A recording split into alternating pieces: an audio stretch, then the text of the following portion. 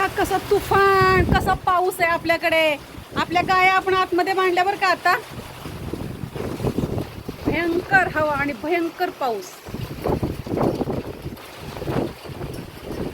खाली जमीन पण ओली होत नाही, हलका हलका असं झालं ओलं बघा, असा पाऊस आहे.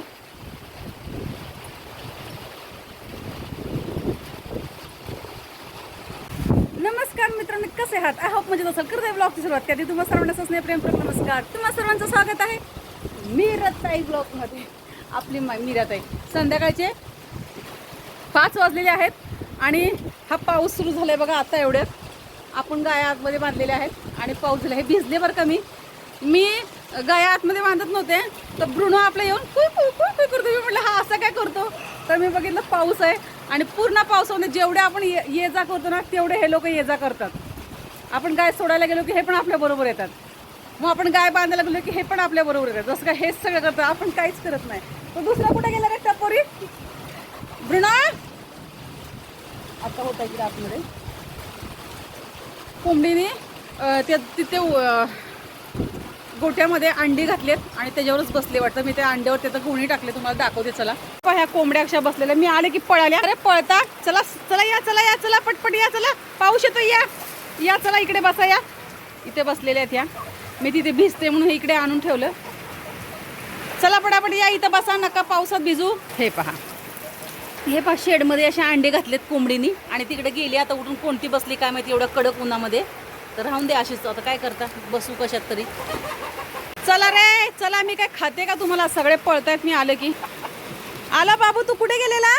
चला वरती बसा, चला चला वरती बसा.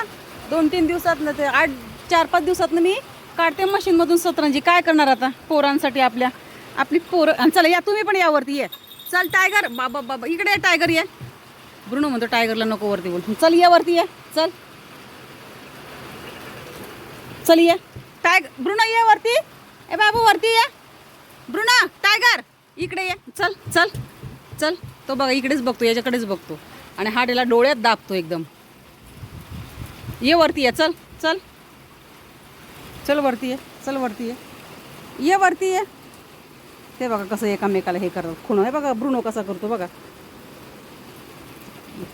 टायगर ये टायगर. चल ये बाबू. इथे इथे इथे बसायला ये. ये टायगर ये. नको देऊ, मग काय करायचं आता. आणि हा पहा ऊन पण पडलं. ऊन पाऊस लपंडाव. झाडांची आंघोळ होती. 10 मिनटं तरी निदान 5 मिनटं यावं, जास्त नाही. 10 मिनटं 5 मिनटं प्रत्येकाच्या मुळाशी असं पाणी जमा होईल असं.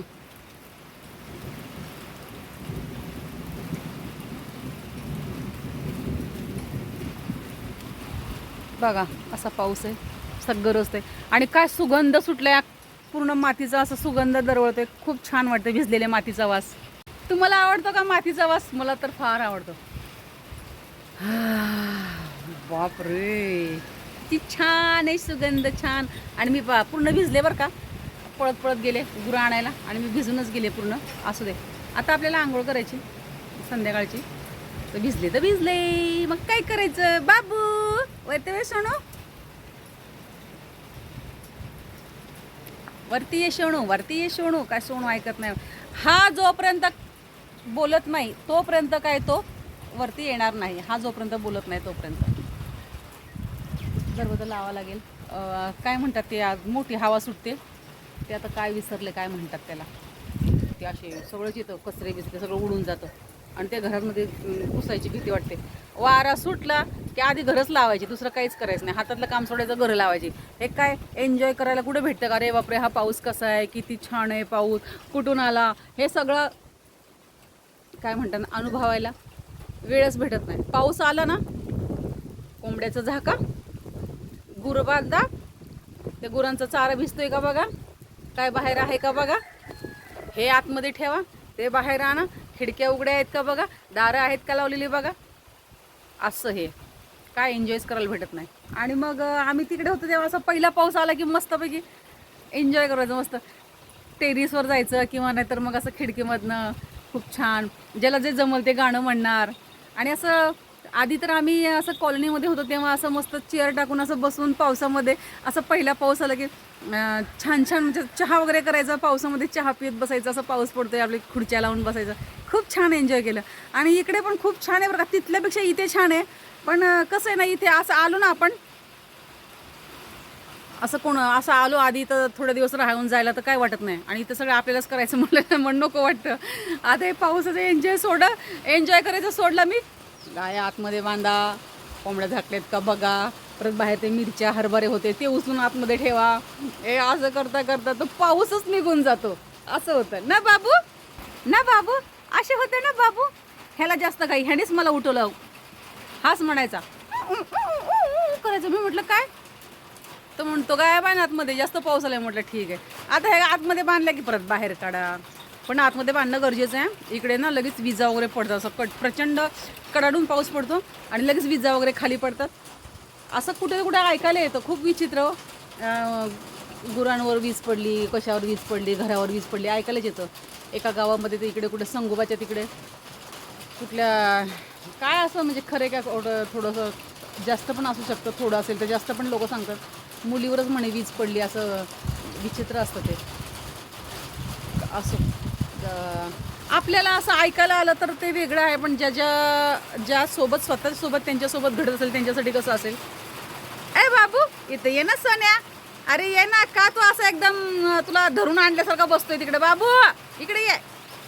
काय कर बाई ह्या गोडगोड बाळाला, कर ग बाई ह्या गोडगोड बाळाला. अरे बापरे, काहीतरी आहे बरं का, मुंगळा आहे मुंगळा. हे बघ, चावल्यावर कळाल का. ब्रुनोला असंच एकदा धरला होता, ब्रुनोच्या पायाला मी कपड्यात धरून त्याला असं खेचून काढलं, असं कपडे टाकून असं धरला, मुंगळा तुटला, पण चावायचं सोडलं नाही त्या मुंगळ्याने. पावसाचा आवाज येतोय मित्रांनो, फार पाऊस येतोय, प्रचंड पाऊस. म्हणजे एवढा नाही येत, पहा ना असा येतोय, पण आवाज येतोय. हे एवढे ओले झाले इकडे, पन्हाळ ओली झाली एवढी. का ना, किती छान वाटतं हे, किती क्यूट वाटतंय. असं वाटतं ह्या लिंबोणीत नाचत जावा, गात जावा, खूप असं पावसामध्ये भिजावा असं वाटतं. पण ओले कपडे झाल्यावर परत कोण धुवायला आपले कपडे, डबल टिबल केस ओले व्हायची परत. काय हरकत नाही आहे, भिजू आपण परत केव्हा तरी. असं आधी ना गाडी काढून जायचे कधी कधी मुद्दाम पावसामध्ये, असं रेनकोट असायचं बरं का. पण रेनकोट कसा अर्ध्या पायापर्यंत, गुडघ्यापर्यंत किंवा त्याच्या खाली थोडा. पण मला असं कधी कधी मी म्हणायची आता गाडी काढते आणि आपण बाहेर जर कुठे गेलो आणि पाऊस आला तर मग आवर्जून मी असं स्लो यायची, हळूहळू मस्त मजा वाटायची. पण कधीतरी पहिल्यांदाच, नेहमी मग वैताग येतो. घरनं सगळं आवरून वगैरे जा, रेनकोट घालून जा. मध्ये रेनकोट तर हमखास घालावंच लागायचा, कारण का काही पावसाची गॅरंटी नाही. इकडे पावसाचं कळत नाही आहे की आता आला नाही आला, पण तिकडे ना तुम्ही अगदी पावसाळ्यामध्ये 100 काय म्हणतात ना किलो, 100 मीटर आपली विहिरी एवढं. आता इथे आपली विहीर आहे ह्या झुडपामध्ये, एवढा पण लांब जाल ना तरी पावसाची गॅरंटी नाही. पाऊस येणार म्हणजे येणार.